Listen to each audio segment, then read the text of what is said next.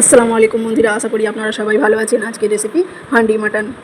Mutton নিয়েছি 700 গ্রাম, পেঁয়াজ কাঁচা লঙ্কা কুচি দিয়ে দিচ্ছি। পেঁয়াজ নিয়েছি 4টে বড় সাইজের, গোটা গরম মশলা, ধনে গুঁড়ো, জিরে গুঁড়ো, লঙ্কার গুঁড়ো 1 চামচ, কাশ্মীরি লঙ্কার গুঁড়ো 1 চামচ, হলুদ গুঁড়ো 1.5 চামচ, লবণ পরিমাণ মতো, আর আদা রসুন বাটা, গরম মশলা গুঁড়ো, সরষের তেল আগে থেকে গরম করে রেখেছিলাম, সেটা ঠান্ডা হয়ে গেছে, দিয়ে ভালো করে ম্যারিনেট করে নেবো। দই দিয়ে দিচ্ছি 100 গ্রাম মতো। দইটা দিয়ে ভালো করে ম্যারিনেট করে 10 মিনিট রেখে দিচ্ছি। তারপরে হাঁড়িতে বাকি তেলটা পুরো হাঁড়িতে লাগিয়ে নিচ্ছি। আমি মোট 100 গ্রাম সরষের তেল গরম করেছিলাম। এবার মাংসটাই হাঁড়ির মধ্যে দিয়ে দিচ্ছি, দিয়ে অল্প একটু পানি দিয়ে দিচ্ছি, আর দিয়ে দিচ্ছি 3টে আস্ত রসুন।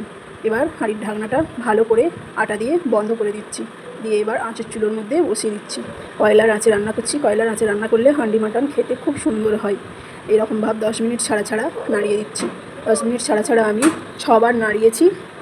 তারপরে আধ ঘন্টা মাঝারি আস্তে আঁচে বসিয়ে রেখেছি। বসিয়ে রাখার পর খুলছি, দেখুন দারুণ সুন্দর হয়েছে, একেবারে মাখনের মতন। একবার খেলে যেন মুখে লেগে থাকবে। এবার এর মধ্যে দিয়ে দেবো ধনে পাতা কুচি, শাহি গরম মশলা, দিয়ে ঢাকনাটা বন্ধ করে দিচ্ছি। একটু নেড়ে চেড়ে নিয়ে তারপরে দেখাবো কেমন হয়েছে রান্না। ঢাকনা খুলে দেখাচ্ছি, দেখুন দেখতেও যেমন লোভনীয়, খেতেও খুব অসাধারণ। একবার হলেও বাড়িতে ট্রাই করুন।